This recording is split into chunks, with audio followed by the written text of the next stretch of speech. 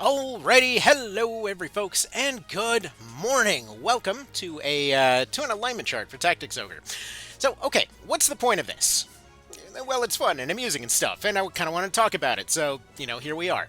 So, for those that have never done or seen or whatever else an alignment chart before, here's the general gist. Effectively, whenever it comes to alignments, Tactics Ogre uses a kind of rudimentary version of the D&D alignment system, classifying everybody as lawful, neutral, or chaotic. Now, effectively, what this means in TO is that lawful is somebody that's always going to be following orders, neutral is going to be somewhere in the middle, and chaotic is typically somebody that looks out for their own self-interests.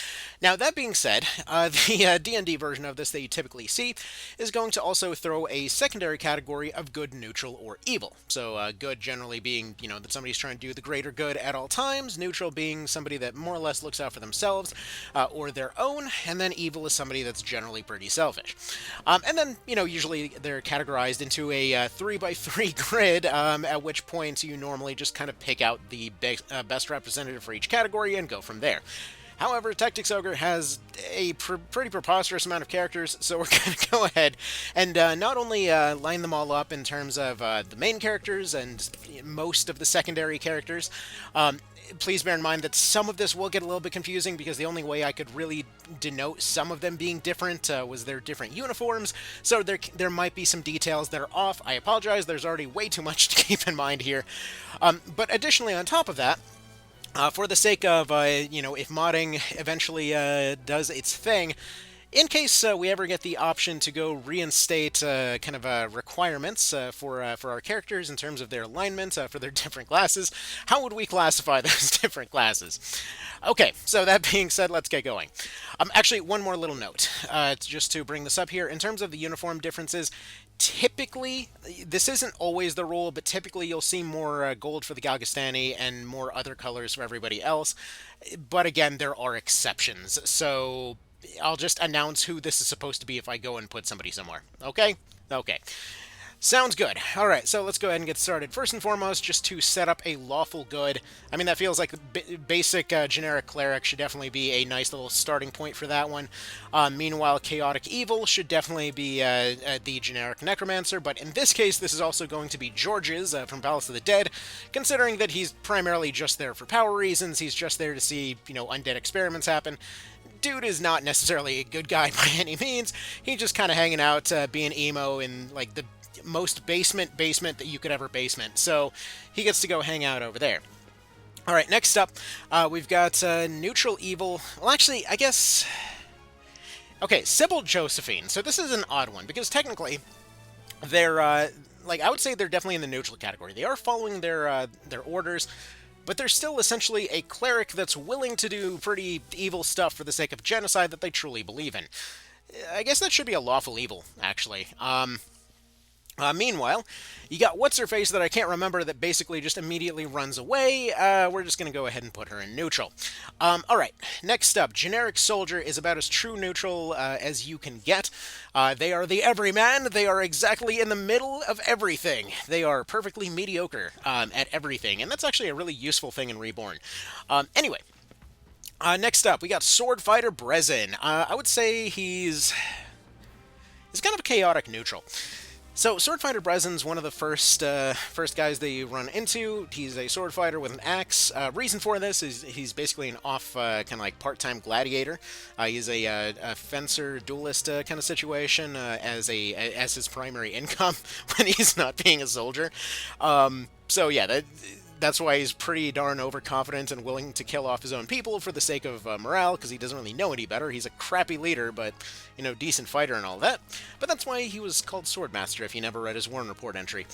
Anyway, he feels like a chaotic neutral. He's obviously turning around and attacking his own guys, but he is fairly neutral. He's just kind of looking to kind of do the whole thing as work, so he's fine over there. Alright, next up, lawful neutral for Decurion Vance. So this guy is always following orders, he is always on the Galgastani side, but you'll notice a running theme that I'm always going to go either we'll always go either good or neutral for any characters that actually give a shit about their soldiers. Most of the commanders just kind of view their soldiers as a means to an end, but as far as Decurion Vance, the guy does seem to legitimately care. and he's also noted as being a decent strategist by, random characters that'll run up to you. Additionally, while you don't see this as much in Reborn, back in PSP, he was one of the few characters that actually could legitimately spawn with a skirmisher build, running a sword and crossbow, which was just kind of neat. I believe you actually see this once again in One Vision. Typically, he'll just run a crossbow and shield in Reborn there. But still, it's great to see the fencer crossbow build, so anyway, I think he's more of a law neutral. Okay, next up, as far as chaotic good, this is going to be Dagon. He is a wizard that you run into, let's see, I think it was primarily just on Chaos. I could be mistaken on that. If I end up getting routes confused today, it's been a long day. Anyway, I just wanted to talk about this today, but anyways, Dagon is the guy that's looking to get 30 grand for his daughter, so in his case, he feels like a chaotic good. He is a headhunter, and seems to be a pretty good one at that, and he does seem to be good in terms of doing all this for the sake of his daughter there. He was retired. He's basically the Joel of this game. He's off doing heinous things to go save his kid, and, his team seems to support him. Wrong place, wrong time. I'm still hoping that mods will one day give us the option to just pay the guy off, because honestly, his fight is potentially one of the more annoying ones if you don't get the snipe. So anyways, no. I just always kind of feel bad. Also, weird implications, and this could potentially put him into chaotic evil. Back on SNES, like this is one of the few cases where back on SNES the guy would be definitely a bit more questionable, because for some reason he was one of the few cases where you got a copy of Necromancy, and I feel like some of the spells, like where they placed them in the classic version, were absolutely bizarre. So it's like his backup plan was basically like, well, I guess I'm just gonna have to revive her as a zombie and hope we can figure it out from there. Which I guess, to be fair, in lore and whatever else, is, I mean, it kind of works that way, is the thing, especially in PSP, where it's actually just kind of a minor inconvenience to go from zombie to back to life, so maybe that's what he was going for there. But either way, he would have had to take his whole team and go and get retissue.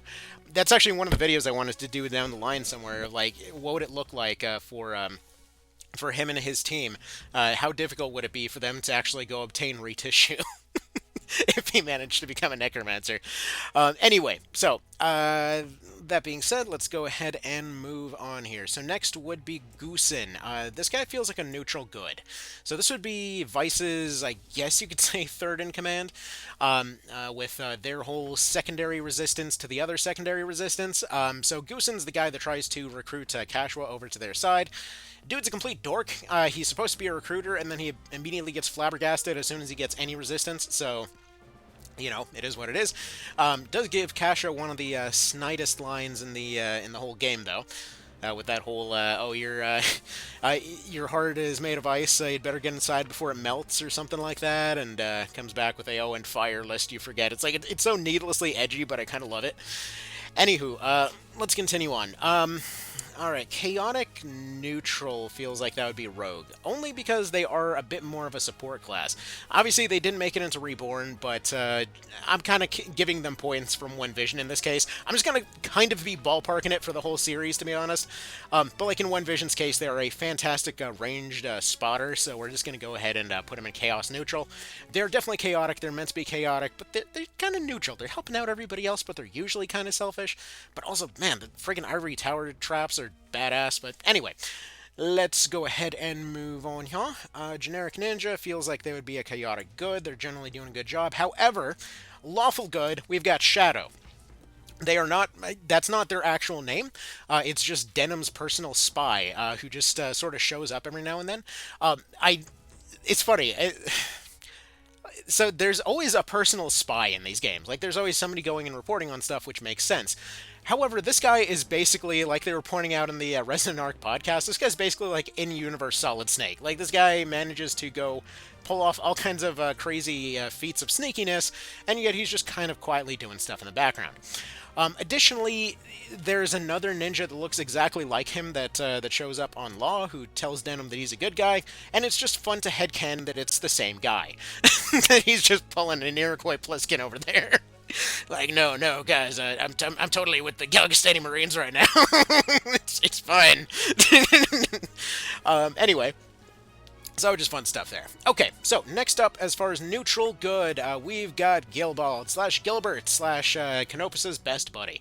He doesn't really do anything in this game. He's got exactly like friggin' like 2 lines of dialogue in one post-game scene, or one credit scene, I should say. But he's there. It's weird because he's always talked up in these games as like this super honorable good guy, best guy that has all of these animals and everything. That's basically Canopus's best friend, but he almost does nothing throughout the series. He's just his best buddy. They're implied to do a bunch of stuff, but he's just kind of there. He does. He does do other stuff in other situations, like he's definitely got more of a thing in Ogre Battle 64, but like, it's just funny to see him talked up so much.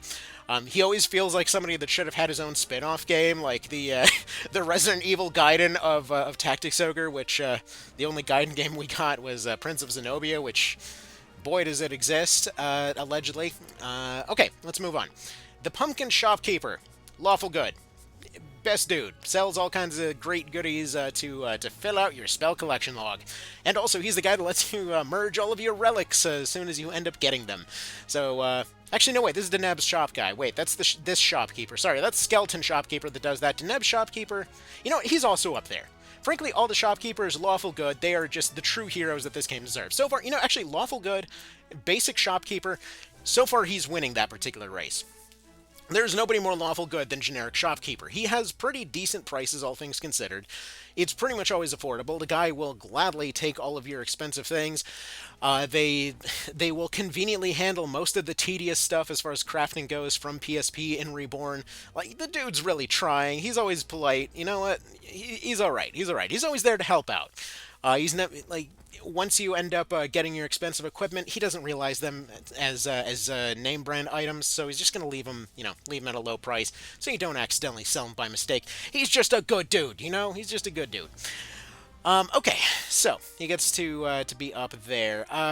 What do we got? Generic spellcaster lady, I feel like is kind of a neutral evil. They're definitely going to be doing a lot of mind control in most cases, a lot of poisoning, generally just a lot of stuff that would be considered as war crimes, but they're doing it under your orders, so I'm going to say neutral evil on them. Hector, we're going to wait till his dad shows up here. So neutral evil. I'm also going to put Beelzebooth down here. She's a bit more of a force of nature than a lot of other cases. She is definitely... She's basically the curator for the Palace of the Dead. She's doing her job. Like, she is staying neutral. She's not really in it for her own self-interest. She's there to represent the Palace of the Dead, more or less. She's evil and openly admits it. But, again, it's just because that's kind of the vibes going on down there, you know? So she gets to go over there. Alright, generic archer. I would say lawful neutral. Nah, they would be kind of more of a true neutral, wouldn't they? Yeah, it feels like these two always need to be paired up for everything, so yeah, they get to be over there. They do lots of shooties. They're definitely more of an opportunist, so arguably a bit more evil. But they're kind of right there as neutral. They're looking for a bit more support. Generic Terranite feels like a chaotic neutral. Actually, chaotic good. They're just too good of a class to put anywhere below good. Yes, we're missing the point of the tier list. Don't question me. This is my list. Ah, good coffee. Moving on. Alright, Serene, same thing. Basically a force of nature. Obviously, there's the whole angle to argue that she was just mind-controlling Yuria, but the way that I see it, as far as Yuria is concerned, she's a total bleeding heart under all circumstances. She would 100% just only see the bright side of everybody. It's not, kind of seems to come off the experience almost at a bit of an existential high, so... As far as I'm concerned, she basically saves her life, and while she isn't willing to let her go, she does still let her have her music career in the meantime, so I would say it's more, she is on the evil side, but I feel like it's a bit more neutral, like she can't really help it kind of situation, you know? Actually, same thing for the ghost of the Pirate's Graveyard. I forget his name off the top of my head right now, because you never fight the guy. But it feels like he's more of a reflection of yourself, which we'll get into more of this later. But yeah, he feels more of like a neutral evil of sorts. He's meant to be a malevolent version of whoever's looking at him, but he is fairly neutral. He's not really doing very much there. He's just supposed to guard the graves, as it were. Alright, next up we got Gildora. Uh, yeah, she's pretty chaotic evil. Don't. Okay, actually, no. What would she be? Would she be a lawful evil? Because she is using the law to justify a genocide and stuff like that. It feels like a lot of the Galgastanic commanders would be under the kind of lawful evil umbrella, except for Gatalio, who's just like straight up going to the top of chaotic evil right now. Because that guy, he's happy to rewrite the law as long as it means he can kill more Wallisters, so he gets to go over there. Actually, little side note here. You'll notice in some cases I will be using PSP versions of stuff. Like, he was just essentially a gold-plated Terror Knight back in PSP. It was just easier with the icons that I had. I was explaining this a little bit earlier, but we're just going to go ahead and leave that there. Anyway, so yeah, as far as Gildora, she's definitely evil. She's just total, like, friggin', I know that politically the term is like a MAGA hat underneath everything, but, like, absolute frickin' xenophobe and everything else, but yeah, she's technically following orders, but very, very willing to. So we'll go ahead and put that there. Neutral good definitely has to be like the Beast Tamer. Just everything Beast Tamer related goes into neutral good. You just simply cannot be evil, and you can't necessarily be lawful or chaotic if you're only caring about your pets. It just makes you a solid, neutral, good person all around. Don't question me. Except for that, except for those douchebags that like to go and tie up their bulldogs in front of their house and let them bark at random people. Anyway, what else? Generic Swordmaster feels like a true neutral. It feels like they're pretty meditative, so they would have to be right there in the middle. Chaotic Good would feel like the Fusilier to me. They're probably more of a neutral. I know that in SNES they were more of a neutral, but you know what? That feels right to me. We're going to leave them there. Alright, Child Roderick. Child Roderick goes down to chaotic evil. Not only was he technically the bad guy from the previous war there that basically blew Valeria to pieces, the guy would not let you use your shortcuts back in the PSP version, which basically makes him about as true evil as you can possibly get. In fact, I would argue that it bumps up his actual boss form up to chaotic neutral because he just isn't this child that forces you to do Palace of the Dead a second time. So there we go. I mean, he's definitely... Okay, he's slightly under him. Okay, he's slightly under him. He did do a lot of effectively magical, like, Hiroshima and everything, but, like, still, though. He didn't force you to do Palace of the Dead a second time, so there's that. Actually, right above that, I would say Dorgi probably goes up into chaotic neutral. He's definitely not a good guy. I mean, he did technically bring the islands together, so he's allegedly a heroic figure. So when he was still alive, he arguably would have been a lawful neutral. He brought everything together in a relative semblance of peace. He got everybody to stop bickering, and generally speaking, created peace, as it were. Now, that being said, he then spent extraordinary amounts of money to build himself a friggin' pimp palace that just kind of hangs out in the sky, which is also supposed to be his version of the pyramids, give or take. So he decided to just go become a pharaoh, right? Still, you could argue lawful neutral in that particular case. But, and additionally, you could technically offer him hero points for basically doing a, what's-his-face from Game of Thrones, I guess you could say a kind of like Robert Baratheon kind of situation. That he goes and, kills the big monster of the day. So, allegedly, still lawful neutral. And at which point, he starts cheating on his wife, as tyrants tend to do.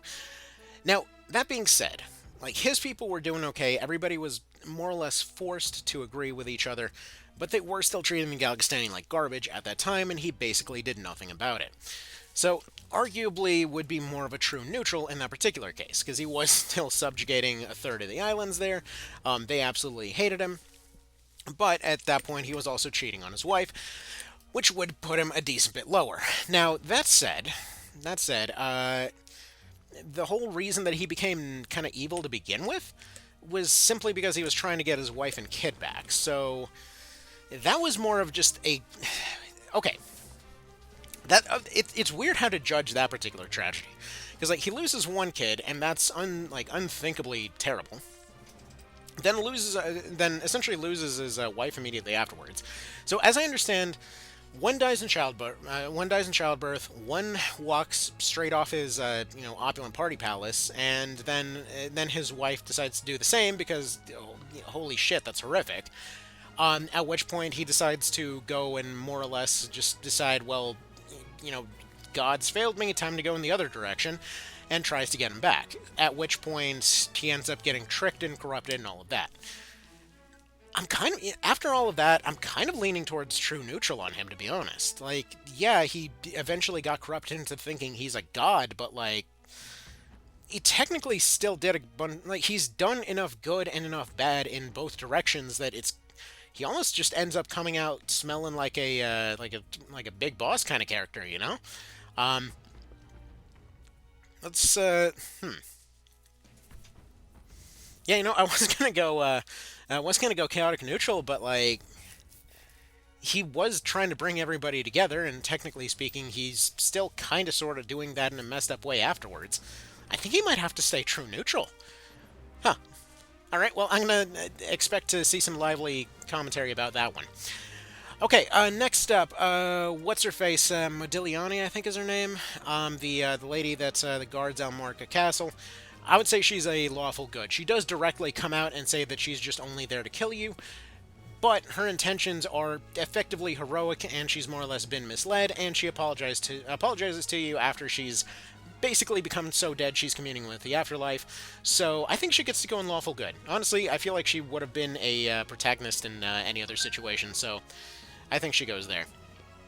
Alright, next up, actually for more lawful good, I'm going to have to put Briam and Hector. So the Dodaro plot, for those that missed it, the reason that these two are generally seen as idiots from players playing the game for the first time, or just see them as absolutely nonsensical, and generally held up as kind of pillars of the community by, the community at large after a while, is because they've got a weirdly convoluted plot to effectively save their castle there. So the whole House Dodaro situation is that they effectively want to they've got enough people that wants to switch sides that they can functionally switch sides in the war. However, due to leadership shenanigans, they're unable to. So their plot effectively involves sending all the other commanders, so like Italio, Apollinaire, and all of them, off to other locations and leaving only themselves in charge. At which point, Hector will essentially take the last of the diehards that are left there, just more or less Leroy Jenkins that shit, in order to kill himself off, and then his dad takes over to do a little bit of a personality test. It's why he asks you if, essentially, are you... are the Galgastani your enemy, or, is it somebody else, more or less? And if you say that, you're not the enemy, we don't care, then he will just take over and lead them, being a more neutral form of leadership, keeping them isolated from the rest of Galgastan. Now, that being said, if you instead make it clear that it was never about which faction is backing who to begin with, he'll go and send Yunin off with you, at which point he will go and kind of off himself in the background, effectively leaving the place with no leadership and more or less transferring ownership of their whole house to effectively the Wallister in that particular situation, though the rebellion more as a whole. Their whole plot there was effectively to separate their group from the rest, that they wanted to just sort of be their own isolated pocket of resistance, because if they told their own people to just go switch sides, they would just fight to the death. We see that repeatedly throughout every aspect of Galgastan. So, if they just told them, no, we're switching sides, they would just kill them and fight to the death anyway. So instead, they set them up in a position where there's just no leadership structure left, except for the resistance there.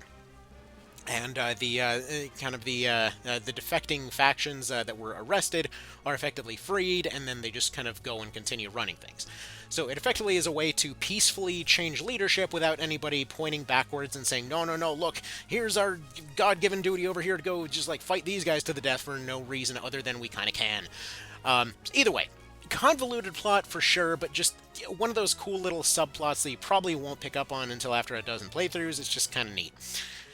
Okay, stepping off the plank on that one. Neutral good feels like the Dragoon. I say neutral good because it feels like they're doing a lot of good keeping those Phoenixes in check. So we'll go ahead and put them over there. Okay, actually, weird thing, chaotic neutral, I'm going to say, for the denizens of the Palace of the Dead. Now, you might be wondering, why am I classing these guys as their own faction? Because they have their own culture down there, believe it or not. Next time you're in Palace of the Dead, take a look at the names. Every one of the blue units that are down there, they actually have their. While they do have a lot of scary descriptions, that's only what we know of them. If you read their names, they have an entirely different naming scheme down there. They have their entire kind of separate naming pool, which is just a cool detail. It just implies that they just have their own society down there. They're doing their own thing. Part of the reason that we may consider them evil is just because we don't necessarily understand, especially due to the fact that most of their stuff is some of the most technologically advanced in anywhere in the series. So, who's really the bad guy here?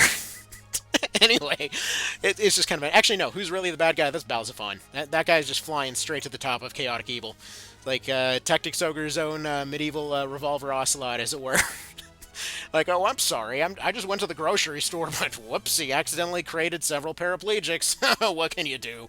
Like, the dude's so affably evil for most of it, and so surprisingly okay with it that you almost gotta respect it. It's something else. Like, that dude's just like a next level just pile of evil. I mean, barely under him. Actually, come to think of it. Okay, hold on. For Oz, he's kind of more of a lawful evil. Actually, he might be a neutral evil.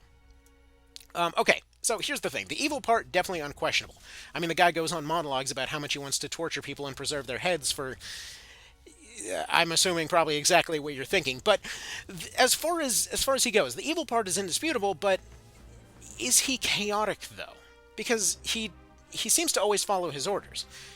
There is a very terrible command structure when it comes to Lotus, so there's a lot of wiggle room as far as whether or not he's actually following those orders, especially in those cases where they're basically run like the frickin' Soviet Union or some crap, because they seem to have conflicting orders from all directions. Take, for example, like when he refuses to obey Balzaphon, right? So in that particular case, like, yes, Balzaphon's telling him, okay, go retreat. But at the same time, he more or less probably has implied orders from Tardy to go kill off Denim, presumably. At the same time, he technically also sort of has secondary orders that he's not following from from Morn, and at the same time, he's also wanting to get revenge on his sister. So in all of those situations, he kind of ends up winding up somewhere in the middle of refusing to leave but still continuing to fight. So he's not refusing to save himself in order to technically help his commander there, but also help himself. I kind of feel like he would end up being more of a neutral evil in that case, because he is he's constantly technically following orders. He's where he needs to be, where he's like told to be, but he will be kind of loose with the interpretation of why he's there. Would that make him more lawful evil? Because I don't feel like he hides behind. Well, he does mention that they're there to bring law and order. So, I mean, I guess he'd be kind of over there, you know. In a way, he kind of makes me think of. So we'll just go ahead and say that. And now that I mention it, was it? Hang on. Google, help me out here. Am I completely misremembering faces? It's very possible. It's just one of those days. Training day, or was that? I'm an idiot. That was Denzel Washington, wasn't it? Hold on.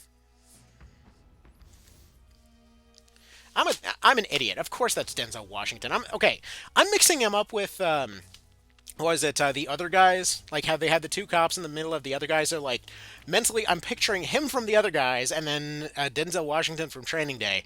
It's like I know he's meant to be a reference because like the jacket and everything, but like that being said, I would absolutely watch a movie that's like the Rock and Samuel L. Jackson. Well, that needs to be a thing. They need to make a spin-off of those guys before they jumped off the roof. Anyway, okay, we're getting completely off track. Back to it. Alright, lawful neutral Mercure / Mercury. The one of the guys that's one of the castle guards there. He's just always super memorable to me just because he's like, obviously he's just doing his job. He's defending his castle and whatever else, doing their usual boisterous charging thing, but just like the fact that this guy is a solid litmus test for the party design in each of the different versions. Like in the SNES version, he's there representing the kind of the way that the AI is a bit more scripted, so he'll refuse to come down. In Reborn, he's there representing the way that the AI has been improved since PSP by going and kind of supporting his team from up on the wall. But if everything gets breached, he will come down. But his team has a tendency to form up into squads, so it has a totally distinct feel there. In PSP, he is like the embodiment of Leroy Jenkins. He's like, I've got this little dinky sword, no armor. Let's just go ahead and charge straight into that shit. And then One Vision kind of fixed him as best as they could with giving him a lot of AoE debuffs and defensive skills and stuff like that. So he actually comes out as a legitimate threat, and his team follows him. So I just love that he's just there as a just interesting test for knowing which version you're in. Anyway, lawful neutral for him. Okay. Next up, I don't think we know enough about the about the Dead Wives Club over here to really say much about them. We're going to put them into lawful neutral. They are following along with Hector. They were all related. I mean, they're necromancers, but they also seem to just have been kind of necromancers because their kind of faction followed that religion, give or take. It's like they just kind of were there by circumstance more so than choice. At least that's the vibes I got from it, so we'll put them there. Okay, we'll save Saint King Tristan for now. Volak. Okay, hear me out on this. Volak seems to me like the actually no, we're gonna leave Decurion Vance up here, and maybe Volak goes above him. So Volak to me seems like the epitome of lawful neutral. He comes off to me as like every buddy cop's kind of sergeant character who's just about to retire and still kind of gets kicked around by their other superior, you know? It's like the whatever the like DA or whatever comes in and just kind of bosses them around, but all the rest of the time they're usually more of a competent leader and they're trying to do their job well, but they're in a like rough end of town, and so it's a little bit corrupt. So that's kind of the vibes I always got from Volak, because he's one of the few that actually says something about what happens at Goliath. He's one of the few that that will say something before they get into Goliath proper, which, for the sake of historical context, just like cities getting absolutely raided because a power wanted to be there for one reason or another was definitely not seen as heinous, kind of as much as a just sort of matter of the course of things way back in the day. Obviously, right now, there's so many alternatives and so much more information available that stuff is considered absolutely monstrous. But way back when, like, even when Rome would roll into town, like, it's either everybody gave up immediately or they were just getting absolutely just annihilated. So, either way, they weren't really taking much in the way of chances or prisoners or whatever else in those situations. Anyway, as far as Volak goes, it seemed like his instructions were pretty clear. They were looking for somebody, and they were ordered to go fight, resistance elements. Now, the thing is, he seems like the sort that would just generally wouldn't question orders. Like the one time that he does question it, it's when they're about to go burn down the city. So clearly, he's got some moral obligations to the stuff that's happening there. He's not too happy about giving the orders to go attack that place to begin with. But he may not know better. Like, information was just different back then. Now we've got, videos and data and everything else from all over the place. Back at that point, he may have just assumed that everybody was under a guise or something. There's a lot of unknowns. And in his particular case, like, he always kind of struck me as more of the kind of towing the line sort, more so than somebody that's actually affably evil. He seems one of the few level-headed sorts in the Dark Knights. So, to me, he seemed more of a lawful neutral. Alright. Next up, Balbatos, Chaotic Evil. He's basically the embodiment of it, but not quite up there with Balzaphon. Dude's just really got it in for the Wallister. He's just got a chip on his shoulder from back in Dorgi's rule. Whether something directly happened to him, I don't know. He's just, like, out there committing a genocide for reasons that he refuses to elaborate on. Alright.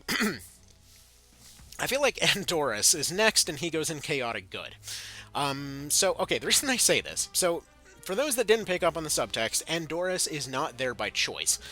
He is a prisoner, his whole place got subjugated, and in more or less in exchange for his people being spared, he was given the kind of quote-unquote opportunity to go be a commander on Lotus's side instead. So effectively he was told, like, more or less probably what Denham would be told if he ended up losing at any point during this game. Like, okay, you're a capable leader. We respect that. We need more capable leaders. You probably took out a few of our own, so tell you what. your people get spared. You know, we'll you get to keep some of your autonomy, which is a deal that Lotus makes a whole bunch throughout the series. But in exchange, you're coming to work with us. Alrighty, where were we? Andorus, right? Okay, so yeah, in his case, he doesn't really want to be there. He's effectively a prisoner, but he's supposed to kind of toe the line here, because if anything, like if he does anything against them, they just go and finish off his whole family there. Like they already took care of most of his family, but whatever's left is more or less staying alive on account of him being here.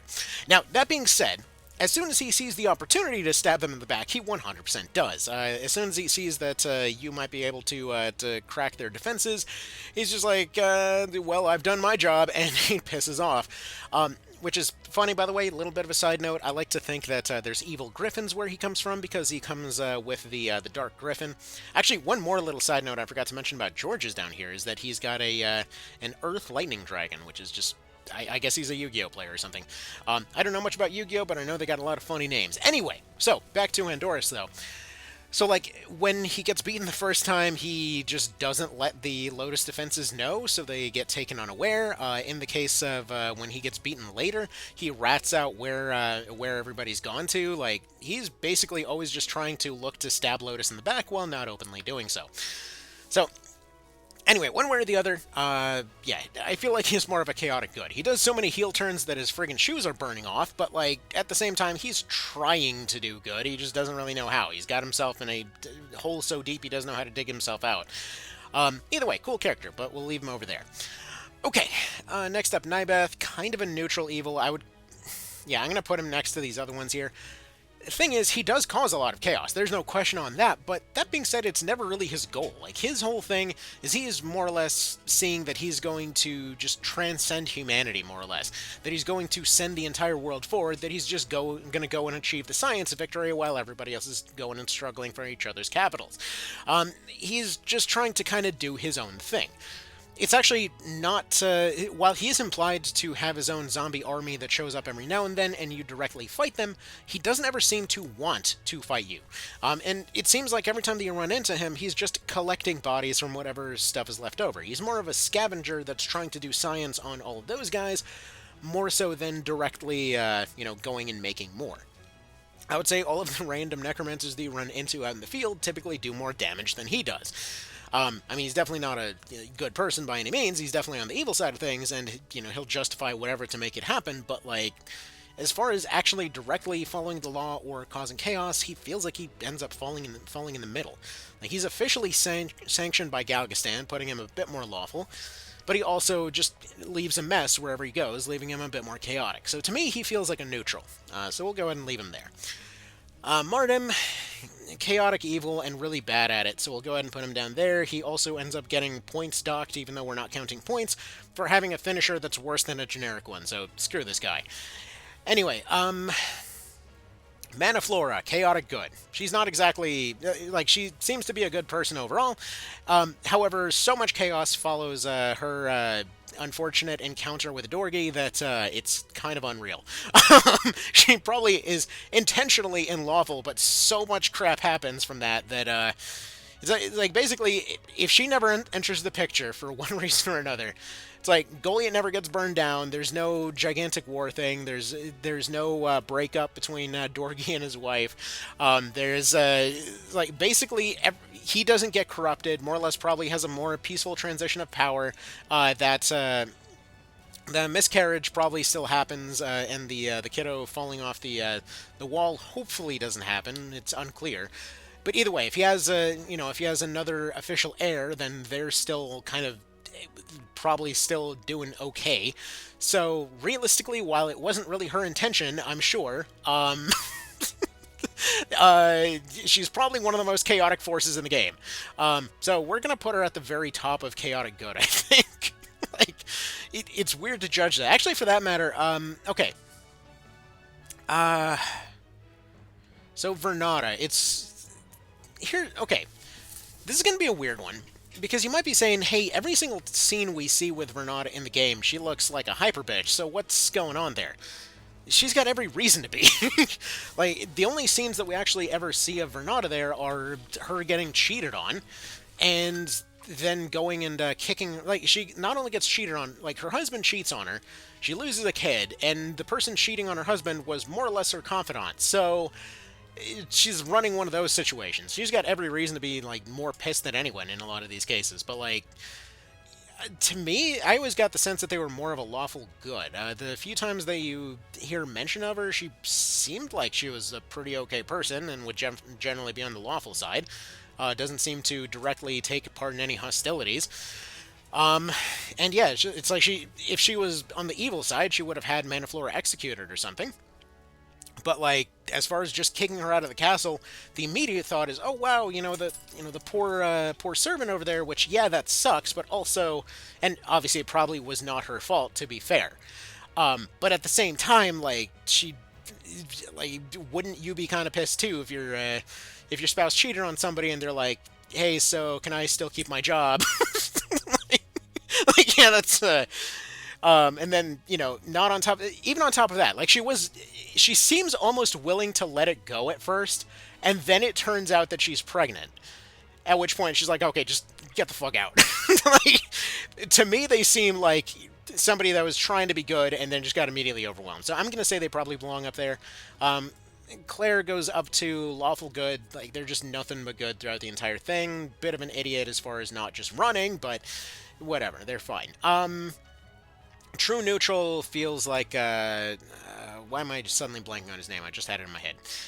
But the Pope that's not the Pope. Marevra, there we go. So he was a religious leader. He does try to get people to be good people, and he does try to be, like, he is a good dad, or he tries to be a good dad to his daughters. Now, that being said, he also got sucked into politics and ended up really screwing up his life as a result of that, and additionally seems to have absolutely no lines kind of conveying the fates of any of his daughters. He seems mostly concerned with Olivia, and, I mean, he does eventually just free her of her job and all of that. But he really doesn't have much to say about the rest of them. So either way, he's got some good, he's got some bad. I feel like he's a true neutral in this particular instance. Okay, Abda and Berta, lawful good. It's like they just belong up there. They're the goodest birdies. They get to stay up there. Ronway, feels like a neutral evil to me. So, definitely an evil guy. He does not give a shit about ordering a genocide, but hear me out on this. So, why am I saying neutral instead of chaotic? So, he does try to keep some semblance of law. He kind of plays both sides in this particular one, where he's not too concerned about racking up one hell of a body count to go lean on the chaotic side, but at the same time, he does represent and attempt to create a more lawful system. That being said, he's so quick to heel turn on the lawful system to go into a more chaotic system that it's not even funny, but again, he does try to play off both. It seems like his intent is a more lawful system. He uses chaotic means to get there. To me, he seems like a neutral evil. Actually, I'm probably going to put him at the top of neutral evil in this particular case. In fact, actually probably put Marevra up there for true neutral as well. Okay, so what's next? Donalto feels like a lawful neutral, only because he admits that you're doing terrible things, and he doesn't know why he's following you anymore. He's just kind of bored and going along for the ride at that point, so kind of whatever. Neutral good feels like Divold. So he is basically a Frankenstein zombie creature at this point, but he also seemingly did some pretty rough stuff for Galgastan at some point, but he also seems to have tried to steer himself off that path. At this point, I feel like he's kind of wound up being more of a neutral good. He's more or less just trying to be, a guard for Aurelius.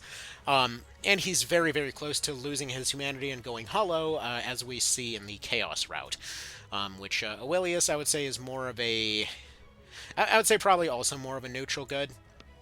Because, again, she was initially going along... Actually... Yeah, no, she is more of a neutral good. She doesn't necessarily go down the lawful route as far as, she doesn't immediately wants to be done with her dad at first. The rest of her storyline is definitely going down that route. I just don't feel like she achieves lawful good specifically. Like, she is technically well, let's see. She is required to be that for the purpose of her class unlocks. Like, she is a priest in SNES and later a cleric with just better skills and such. but she's always kind of doing more of her own thing. I feel like she would almost be like she is a good person. She's just not necessarily like not necessarily lawful either. Like she's always just kind of doing her own thing, you know? Feels like a neutral good to me. Like again, they're a good person. They just feel like they're kind of outside the law establishment, so to speak. Okay. Who's next here? O'Shone goes with the rest of the Beast Tamers over here in neutral good. This is, actually, come to think of it, you know what? Oelius? Basically a Beast Tamer for Divold. Changed my mind. Zapan... I would say kind of a chaotic neutral. Like, he doesn't really care which side he's fighting on. It's just all about the money for him. He's not necessarily like completely evil, but he also tries to kind of give Cashwa the Cosby experience. So, I mean, I would say evil, but in all other cases, it's unclear. Like, that's basically implied. It's never directly said, just to point out. So, if you don't know what I'm talking about, he's constantly hitting on Cashwa for one reason or another. And then whenever he's confronted by Vice, Vice goes and directly kills him, which does not happen that often to that many people. So he's super pissed off about something and says that he knows the proper use for a hostage, which would be Cashwa in that case, implying that he tried to do something there. Now, whether he was trying to run away or whether, you know, he just was very upset at having his ass kicked yet again and was trying to, you know, go for sympathy, Nookie, I don't know. But either way, something happened there. It's implied enough that I think, like, does he go into evil? Like, he literally is only looking out for himself. You know, whatever. We'll throw him down, for safety's sake, down to chaotic evil. For safety against what? I don't frickin' know. Anyway, moving on.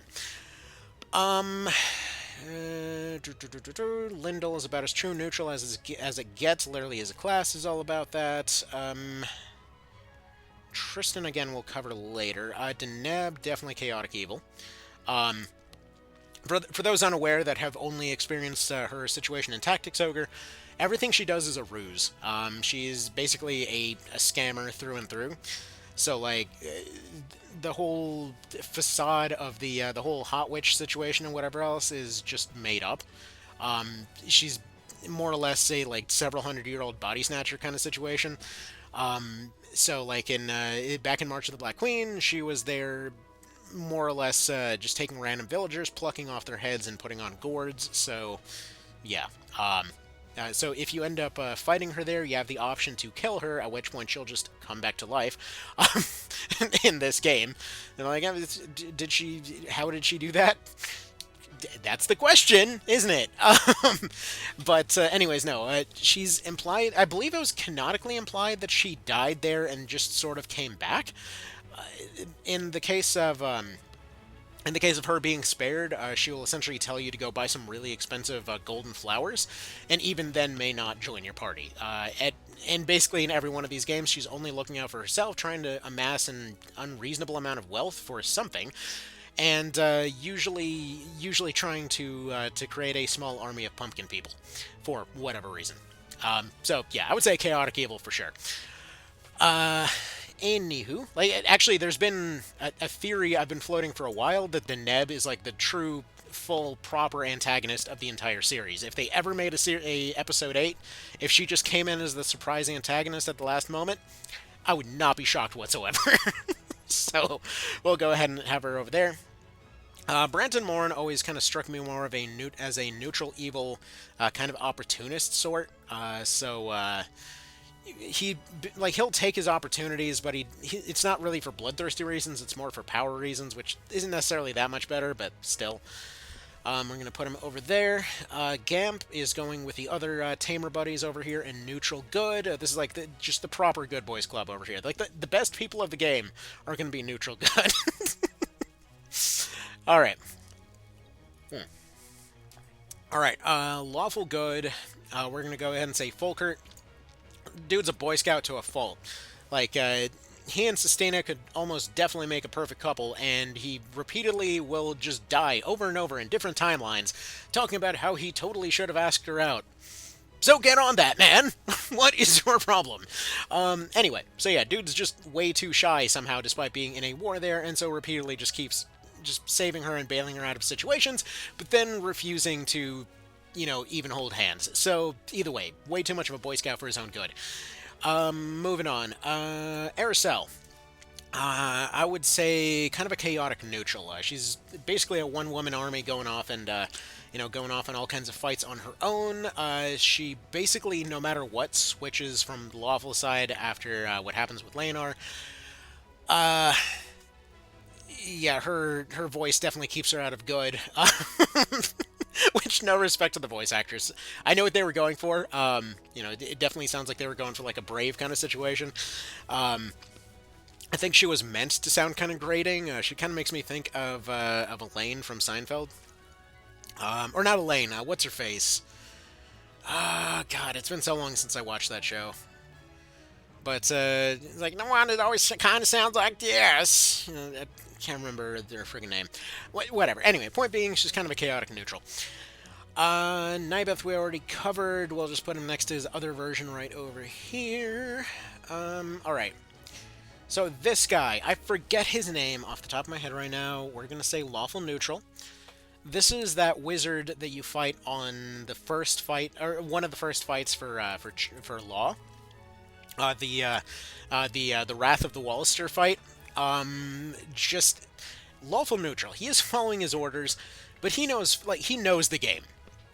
Like, he knows what's going on. He knows that they have nothing against each other personally. They're only fighting there because of other people's reasons. Like, he knows the general deal of what's going on. So, he feels like a lawful neutral to me. Actually, same here. This is going to seem a little random. But same here for Vespol. Or Vipal, I should say. So she is the white mage, as it were, but basically she's one of Branton Morn's agents. Effectively, he sent her out to go find the Apocrypha. He wants to go do a land grab. I'm actually going to go ahead and question her placement in just a moment, but he wants to go do a land grab, even though the Dark Knights won't help him, so she is his wild card. Just like Sherry, she's one of the many agents that were kind of sent out to go find some ways to get an edge, right? So, like, you've got some of his agents going down to Port Omish to see if there's anything in Pirate's Graveyard. You've got Vipal going into San Bronza. You've got I think Georges and them were implied to be going into or not Georges. Who was it? I am completely blanking on those two right now, but the other ones that were sent over to Palace of the Dead, it just feels like he's sending out agents all over the place to try to find some kind of MacGuffin to help him win the war, you know? Anyway, so in her case, she ends up not necessarily finding the Apocrypha, but she does end up finding the Ensanguined Rood. So effectively, she accidentally stumbles on immortality. What's interesting is back on SNES, she actually gets sent to Palace of the Dead instead, and she ends up finding, I think she ends up finding some alternate form of resurrection, or maybe she might be one of the ones with necromancy. I don't think she's the one with retissue, but I could be wrong. Anyway, so she more or less fails in SNES, but she does drop a lot of... Actually, no, wait, no, I think she does find... I think she finds the SNES version of Heaven's Judge, doesn't she? Like, I think she does actually find Apocrypha back in SNES. I could be mistaken. It's been a while since I did SNES that far, so I'm gonna go ahead and assume... Actually, yeah, I think she was the one that found Apocrypha down there in SNES. However, in the PSP version and onwards, she ends up finding the Ensanguined Rood instead. So she's over in San Bronza, but the reason that I put her in lawful neutral is like her goals are objectively to go and basically create a frickin' nuke, but in her particular case, she instead stumbles on immortality, and what's the first thing she does with it? Not weaponizes it, but instead turns it around to go bring her dead soldiers that got injured on their little expedition back to life as angels. And yeah, that's to me, while you barely get any interactions with her before she gets eaten by frickin' dragons, to me, I always got the sense that they were, again, just like Decurion Vance, just like Mercure, just like a few of the others here, one of the very few that actually gave a shit about their soldiers. So, to me, they seem like a lawful neutral. They were following their orders, they were carrying them out. but they weren't necessarily evil about it. At least, not in my eyes. But anyway, could be wrong in that. Okay, so next up, as far as the other Deneb. So this was Shopkeeper Deneb. You'll notice there's a slight difference in their shading here. So Chaotic Evil in terms of Shopkeeper Deneb. But Recruit Deneb, I would say, is a bit more neutral, just because she will basically go against her own self-interests and potentially even die for your cause. So I would say more of a chaotic neutral in this case, because their business is off generating money for them, so they're willing to go off and just kind of have some fun, which is just a very funny character motivation. But anyway, we'll put them over here next to their other version. Yes, they do actually have different sprites depending on the lighting she's sitting in. That is hilarious. Alright, next up, Chaotic Evil for Cresta. Now, why? Why is Cresta down here with Balzaphon? She is trying to be a good girl and get away from Nibeth and stuff like that. Well, here's the thing. So, whenever she's getting away from Nibeth and whatever else, in every other... Okay, well, I'm going to question her placement, but in every other situation, she is perfectly happy to go die for their genocide.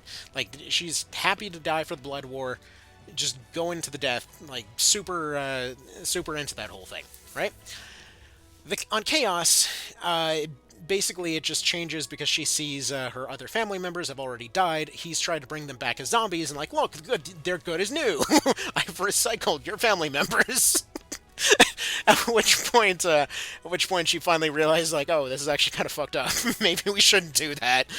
How she didn't realize before that is anyone's guess. Now, that being said, she at that point has no side to be on.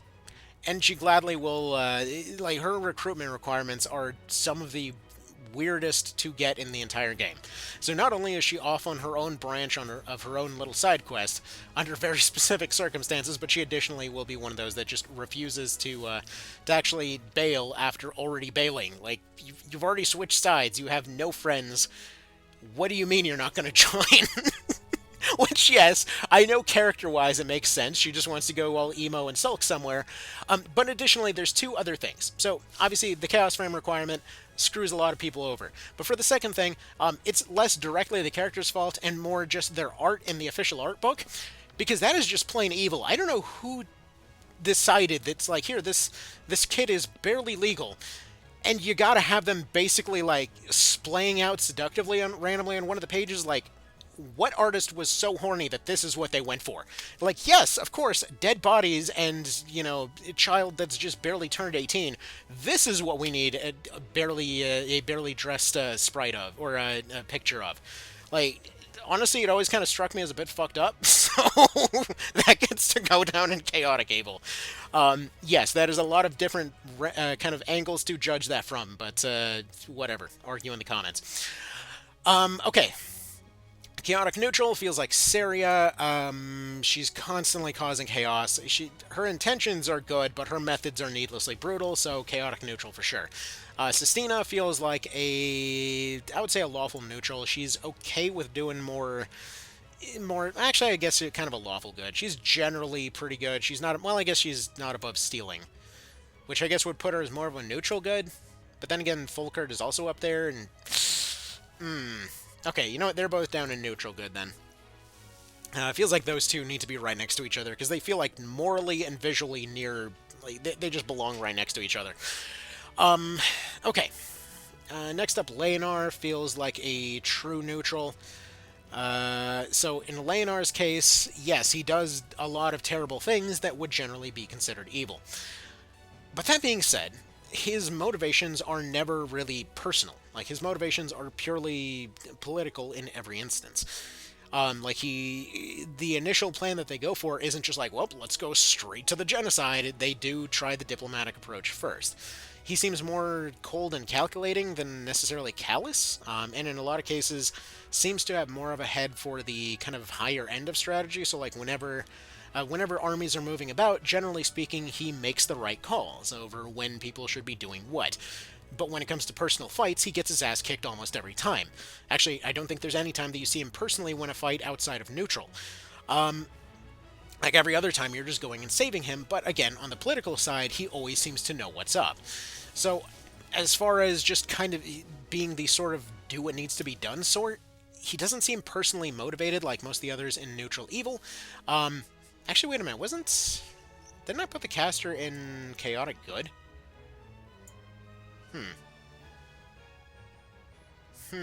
Actually, okay, right, they were kind of evil, though. Alright, whatever. Anyway. Seems like a true neutral, as far as I can, as far as I'm judging here. Like, he definitely seems right there in the middle. Like, he does atrocious things, but it's not for any personal reason. He just sees it as the right call on how to win. Which feels pretty neutral to me. Okay. This guy, I forget his friggin' name. He's the guy that's trying to hunt down Hobrim. He kind of just... He just kind of feels like a lawful evil to me. Like, he's just doing his job, but he's kind of a dick. So he goes into lawful evil. Bayan seems like a neutral good, just like the rest of these. They generally seem to line up pretty well. That's no accident. Lawful good doesn't get more Girl Scout than Yuria. Actually, probably goes right next to Claire for that particular one. Sherry feels like also feels like a true neutral.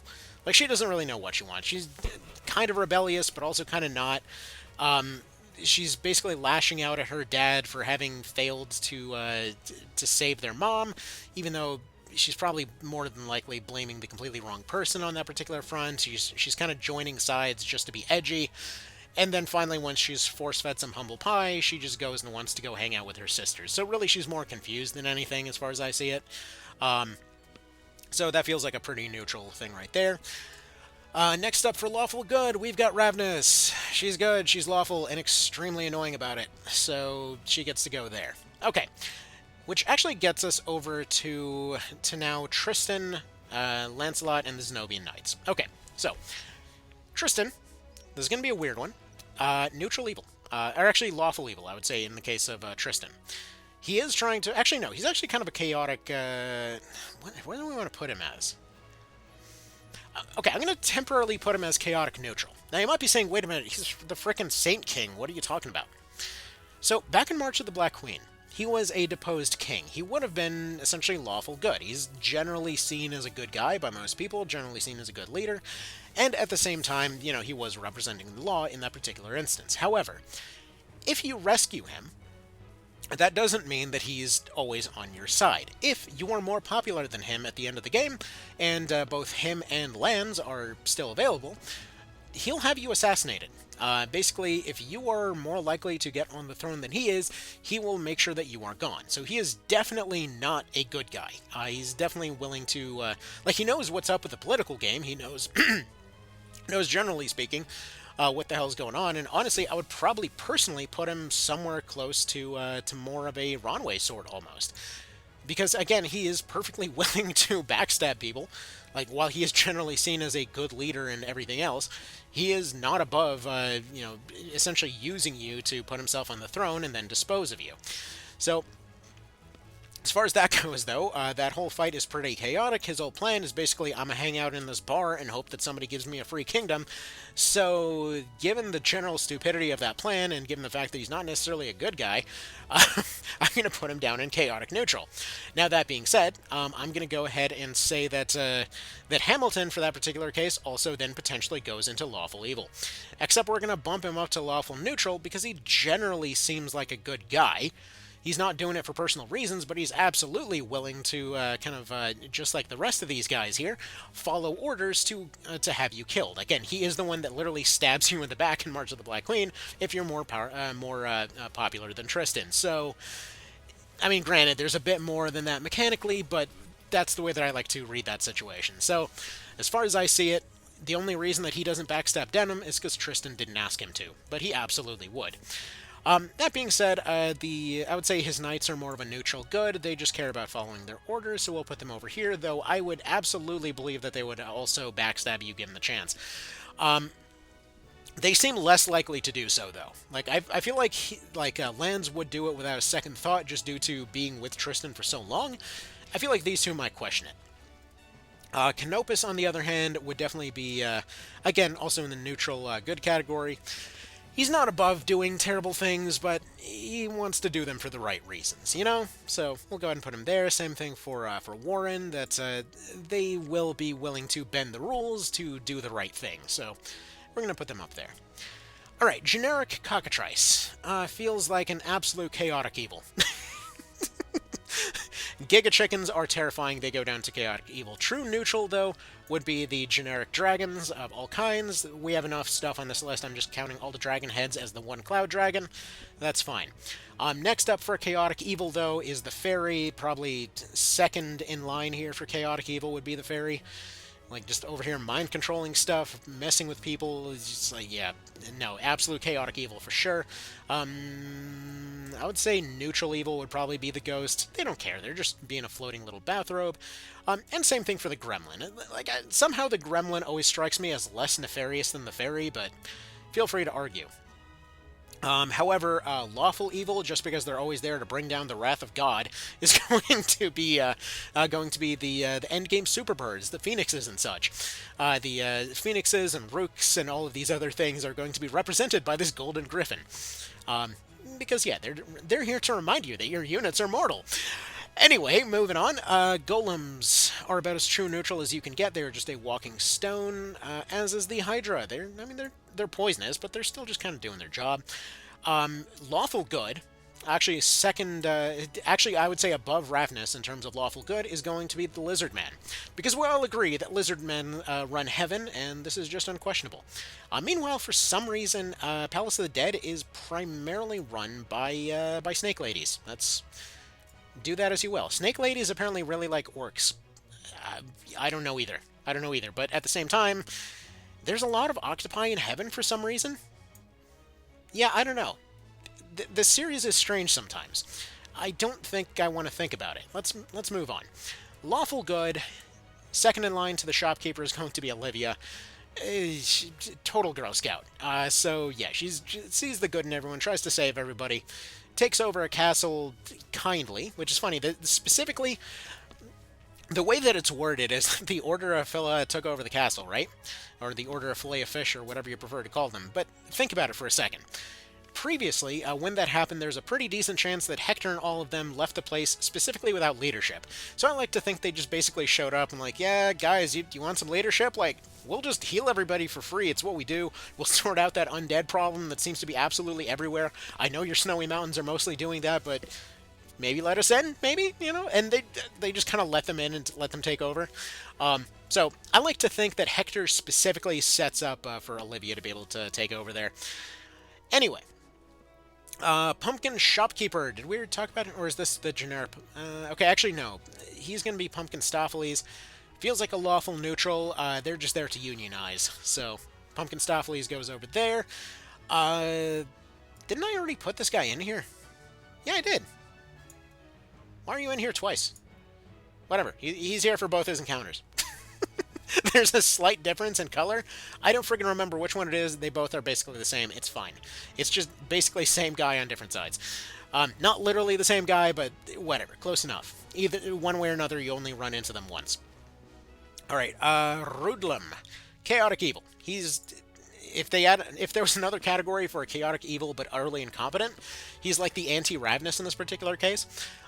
If you didn't know, he's, again, another March of the Black Queen character, where in his case he's a guy that's trying to take over the world with dragons in order to support Rashidi, who I guess he doesn't know is dead, considering that, I mean, he is a hidden boss fight in March of the Black Queen. You specifically have to find out about one of the hero characters that you don't know anything about, and then you start a game named as that character, and then you have a sort of optional boss fight where you're not using your own characters, and then at that point, that's where you fight a Rudlam squad there. He's another body snatcher, just like Deneb. So, in his case, he's a just complete incompetent moron.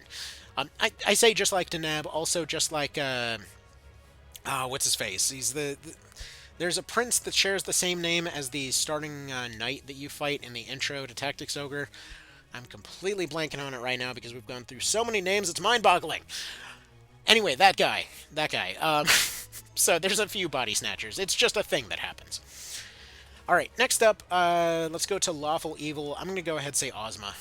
So you might say, wait a minute, but she's good. She switches sides.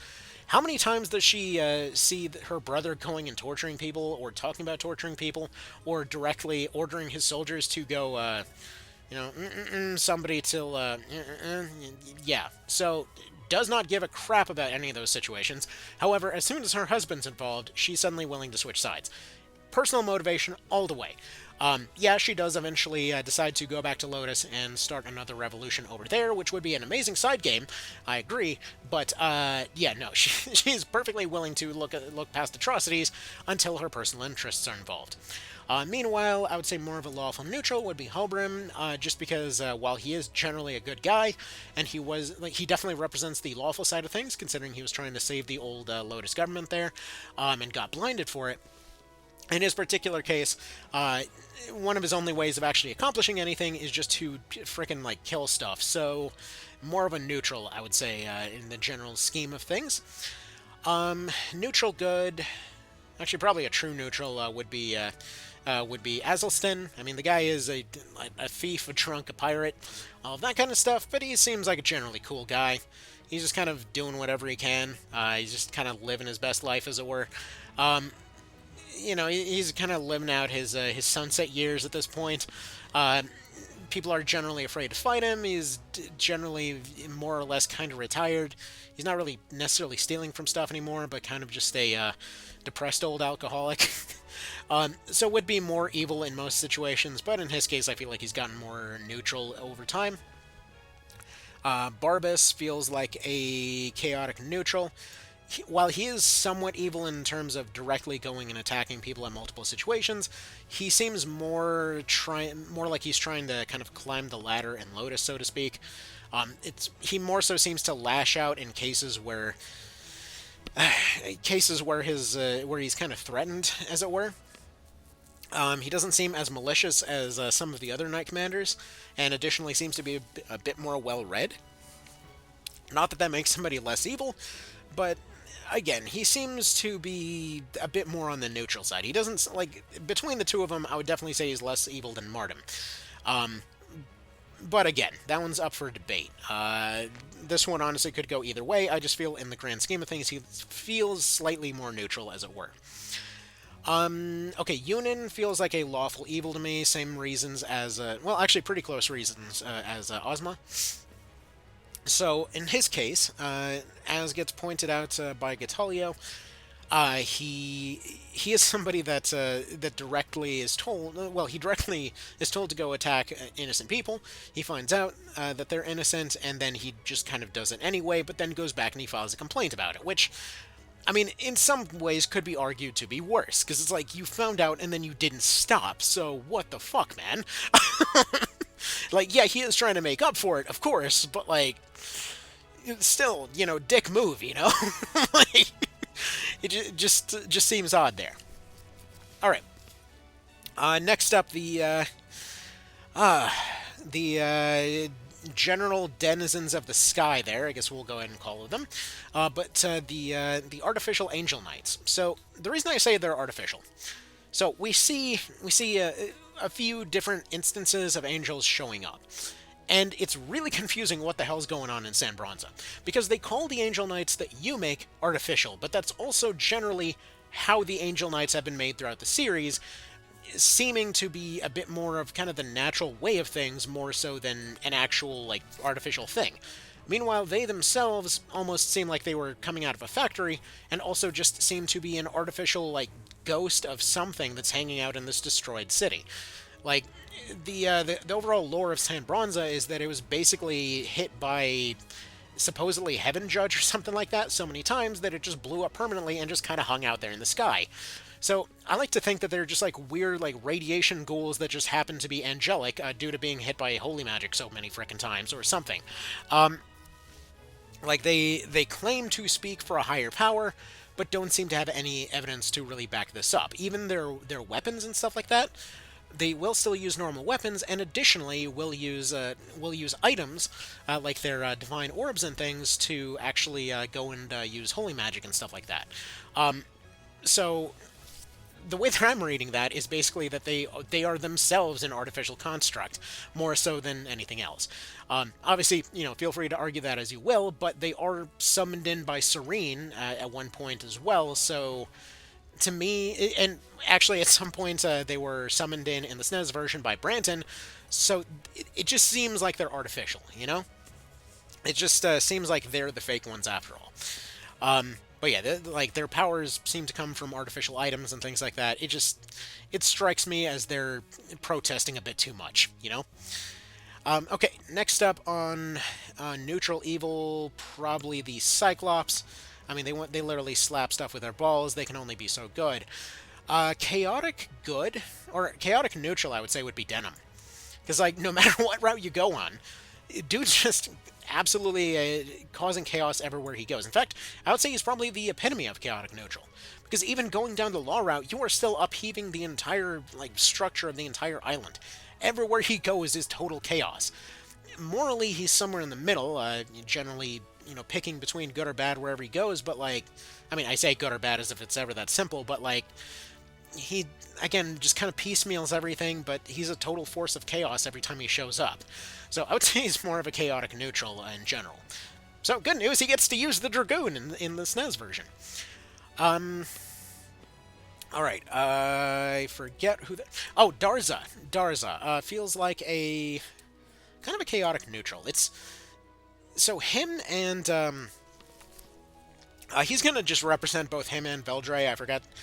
Actually, that's what this was. This was supposed to be a Valkyrie down here. It was supposed to be him and Veldre. They are chaotic. They want to live their free pirate life, as it were. Veldre was essentially his captive originally. She ended up, it seems to be implied that she seduced him or something, and then they just sort of turned out to both enjoy the pirate life, so that's just what they do. So, like, to me, they both seem like a chaotic neutral type of situation, so she'll be over here in the same way. Like, it's just adorable. Yes, I know this is supposed to be a Valkyrie. I know. I apologize. But either way, I picked the wrong picture. It's in the entirely wrong folder. I think I just accidentally picked two of these, and then I was, like, picking Vance previously to that, and I just got confused.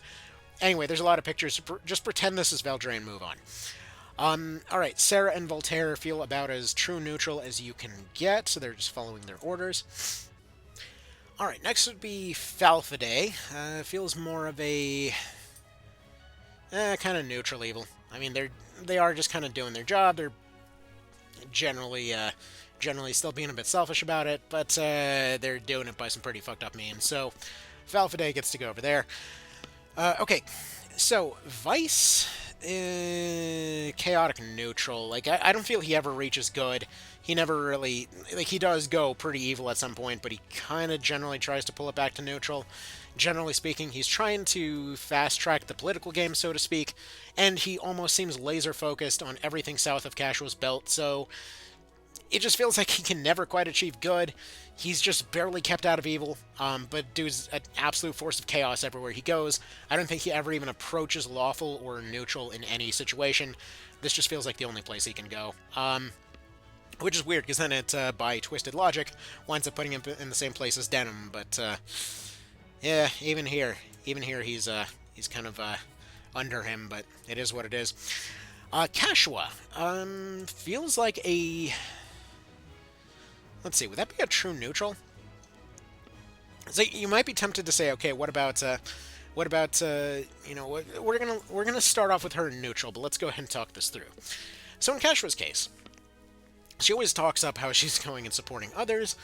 I don't really feel like she does. It feels like she's always kind of looking out for herself. Like, when she's looking out for others, it feels like she's really just looking to keep her support network intact. She'll gladly follow Denim through a genocide or against it. Like, she doesn't really care which way that goes. And as soon as she realizes that he's not listening to her, she's just going to go ahead and go her own way. Which, yeah, is definitely understandable. But I would say she's more of a case of she's always going in her own direction. Now, as far as laws, she doesn't seem particularly concerned with laws whatsoever, and even when she ends up getting not really elected, but when she gets put on the throne, potentially, even in that situation, it just feels like, again, she's just kind of doing her own thing. She now has an infinite support network and no longer needs Denim, so he gets shipped off. Vice tries to hit on her, and she just tells him to piss off, as is the correct choice there. And yeah, in general, again, she's still just kind of looking out for herself. She knows her place. She knows she wants to be there in terms of she wants to be on top and she wants to be safe. Her safety is a primary concern to her at all times. She's not necessarily affably evil, and she's not necessarily ever really good. So she kind of feels like a true neutral, as far as I see it here.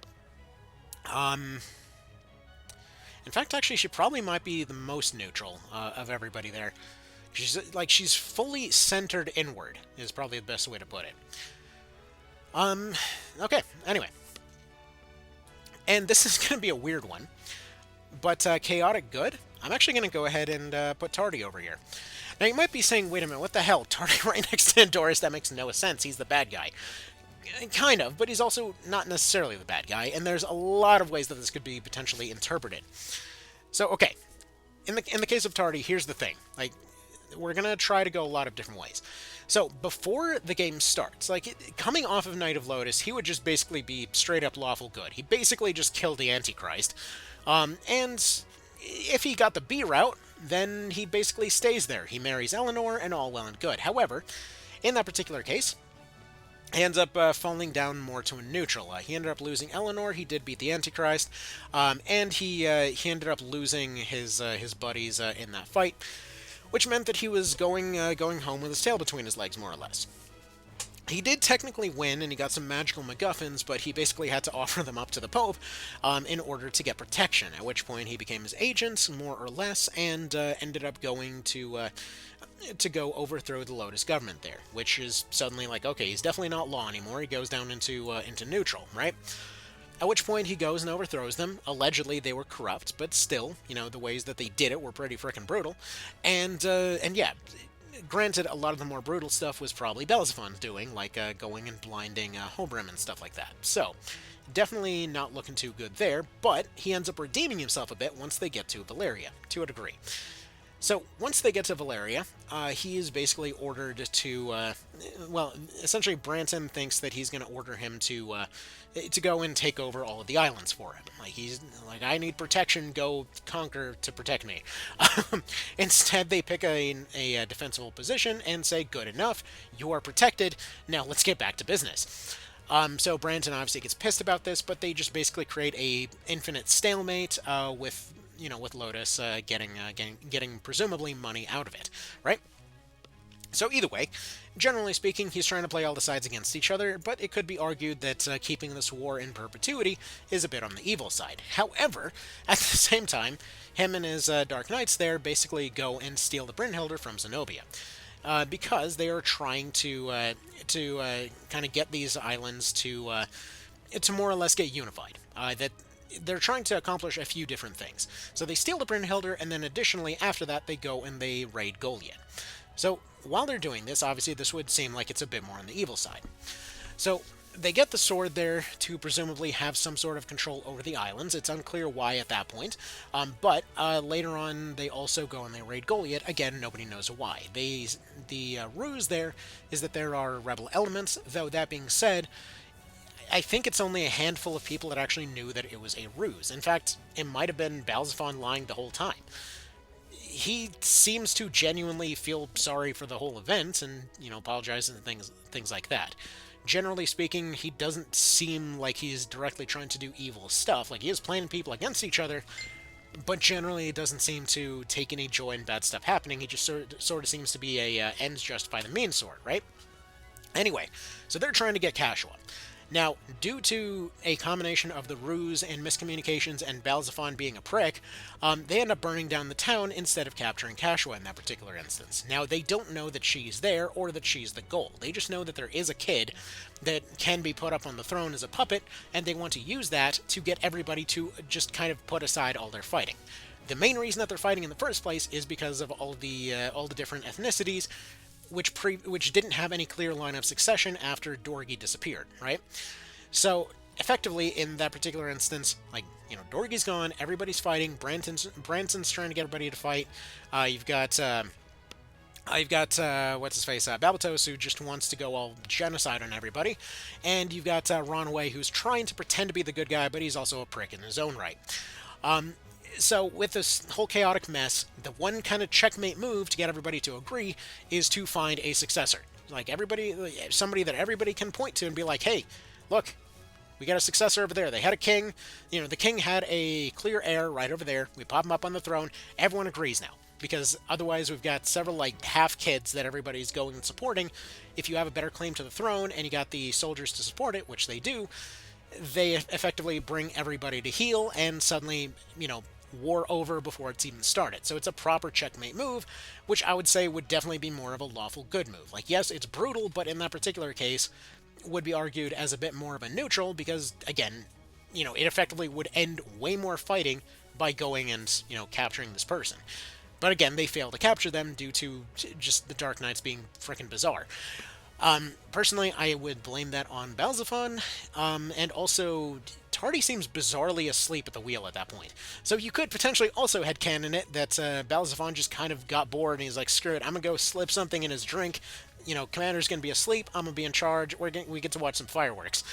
Honestly, that doesn't seem out of the question for this asshole. But anyway, so throughout all of it, he is weirdly quiet, but I would say, in general, they feel like more of a chaotic good to me, because it seems like he loses faith in his own organization. He regularly calls them out. He regularly just doesn't really delegate stuff that seems important to his knight commanders there. And a lot of times when it's actually important, he'll just go and try to handle it himself. In a lot of cases, he'll have them handling the individual business while he goes off and kind of does his own thing in the background, like going to recruit Cashua or going to go try. Well, actually, he sends off Ozma to go get the dad back. Speaking of, where the hell is he?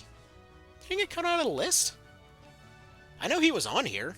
Because this is the second time I'm redoing it. The first time I had to redo it due to technical reasons. Oh, shoot, I guess some of them got cut off. Damn it. Funny quirk of Tiermaker is that it cuts off after a certain amount. I don't know what that amount is, but everything to do with Tactics Ogre is so ridiculously vast that it always cuts off something. It's kind of annoying.